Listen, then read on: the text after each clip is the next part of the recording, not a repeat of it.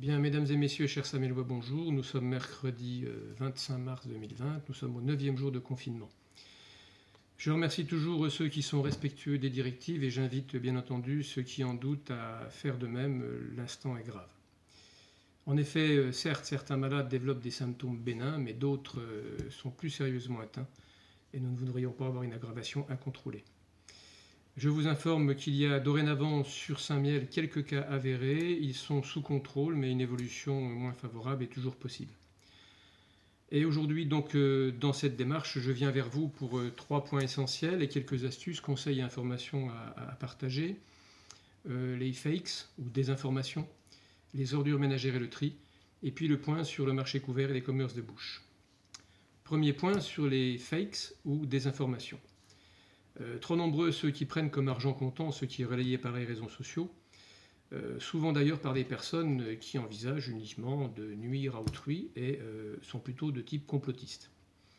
Nous avons pu ainsi constater en ce qui nous concerne au niveau de la ville également des injures sur le site.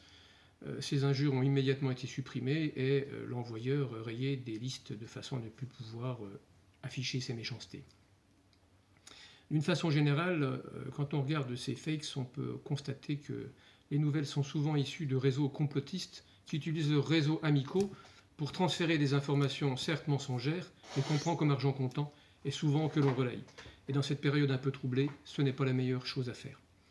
Ainsi, quand je vous dis qu'il y a des cas sur Saint-Mihiel, c'est une information fiable. Si je vous dis qu'il y a de nombreux morts dans les hôpitaux de Saint-Mihiel, c'est une fake. Si je vous dis que le nombre de malades déclarés va augmenter, c'est une information fiable. Si je vous indique que les rassemblements et manifestations en groupe sont sans danger, c'est une fake. Voilà, mesdames et messieurs, soyez prudents, ne relayez pas des messages inopinés et indésirables. Concernant les ordures ménagères ensuite, je me permets ce petit post car d'ici et là, j'entends que les ordures ménagères triées ne seraient plus recyclées du fait d'une réduction des volumes de tri dans les usines, en particulier de Dieulouard où nous envoyons nos déchets. Aussi, je prends la liberté aujourd'hui de vous donner quelques astuces pour réduire vos volumes de tri et vous préparer, s'il le faut, à stocker vos sacs de tri chez vous en attendant un futur ramassage dans plusieurs semaines. Alors, comment réduire ces volumes de tri? Bien, c'est simple. Je prends 2 exemples. Par exemple, cette petite bouteille, mais ce sont également les grandes. Il est très simple de réduire son volume. Vous la prenez, elle s'écrase, vous la refermez, quelques centimètres cubes au lieu d'un demi-litre. Même chose pour une bouteille, une brique. Vous écartez les languettes, vous enlevez le bouchon, vous écrasez le tout. Voilà, et vous avez gagné en espace également les 3/4 du volume occupé.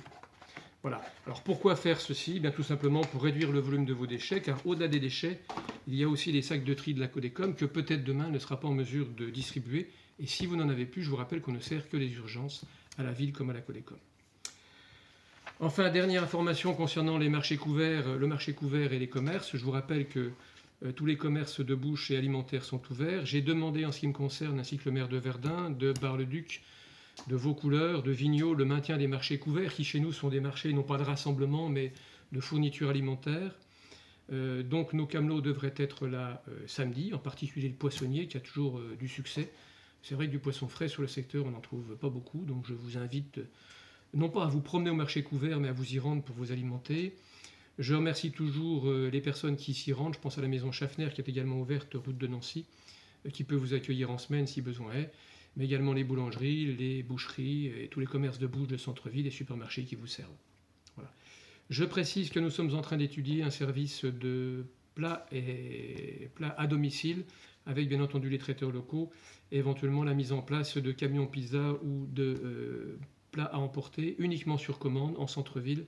Attention, il ne devrait pas y avoir d'attroupement et pour tous ces éléments-là, nous travaillons en étroite collaboration avec les services de la préfecture et bien entendu de la gendarmerie.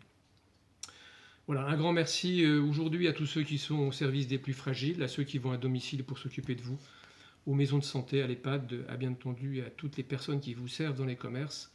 L'immense majorité d'entre vous sont responsables.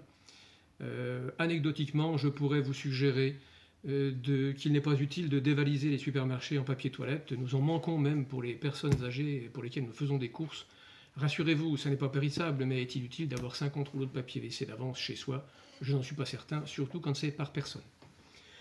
Quelques rappels, enfin c'était mon clin d'œil du jour, vous me le permettrez, quelques rappels importants que je vous redis. Restez chez vous, ne vous touchez pas, ne vous embrassez pas, restez amicaux mais à distance, prenez vos distances et soyez sérieux. Je vous dis toute mon amitié et je vous dis à bientôt. Bonne journée à vous.